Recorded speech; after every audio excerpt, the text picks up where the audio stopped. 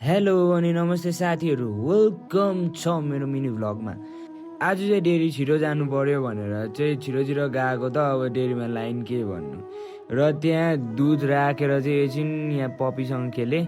यो पपी चाहिँ जहिले डेरी आउँछ क्या दुध खानुको निम्ति। मोटाएर यत्रो भइसकेछ र खुरुक्क घरमा आएर चाहिँ है चिया र बिस्किट लिएर लागेको रुमतिर। रुम जाउँ भनेर हेरेको त घामले टुपी छुइसकेछ। भट्टाभट चिया पिएर चाहिँ लागेँ म घाँसतिर।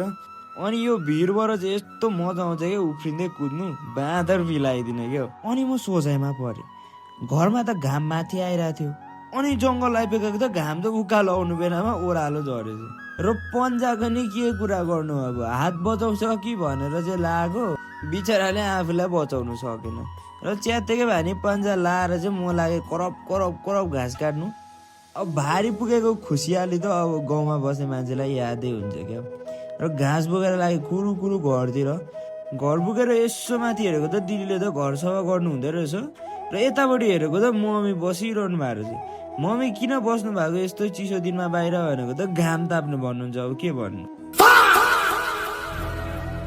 चिन्टु मिन्टुलाई एकछिन भेट्नु आएको त मिन्टुको त किर्नाले गालामै टोकेर पान खाएको जस्तो मुख बनाइदिएछ। अब के भन्नु।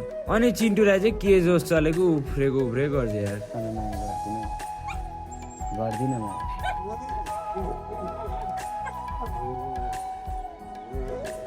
चिन्टु मिन्टुलाई एकछिन जिस्काएर चाहिँ म लागेँ डोको बोकेर मल बोक्नु। र दिदी चाहिँ अघिदेखि झाडु खाल्नु हुँदै थियो बारीमा। अनि हामीले रोपेको किवीमा चाहिँ यस्तो हाँगाले डिस्टर्ब गरिरहेको थियो क्या। अनि दिदीसँग यसो चलेर त्यो हाँगालाई पनि छामछुम छिनाइदिए। अनि बङ्का बङ मल खनेर बोकेर चाहिँ छरिसक्यो। र दिदीले बिउ पनि लगाइदिनु भयो। यता पनि दिदी र मैले भएर चाहिँ काँक्रा पनि रोप्यौँ। र यो बारीको चाहिँ काम पनि सिद्धियो। खानासाना खाएर एक मग दही पेलेर चाहिँ दिदीभाइ लाग्यौँ है बारी खन्नु। आइसक्रिम भने कत्रो। अब दिदी गोड्ने म झाडु खाल्ने, दिदी खन्ने म झाडु खाल्ने गरेर एक गराको चाहिँ हामीले मकै पनि छाटिसक्यौँ।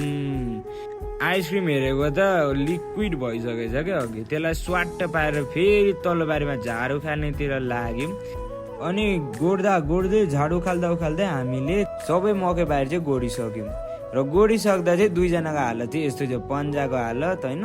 अनि दिदीभाइ चाहिँ काम सकेर लाग्यो घरतिर। र आजको मिनी भ्लग चाहिँ यतिमै थियो। होप तपाईँहरूलाई मन पर्यो होला। मन पर्यो भने लाइक कमेन्ट गरिदिनुहोस् अनि फलो पनि गरिदिनुहोस्। Thank you for watching. Tata bye bye, love you guys.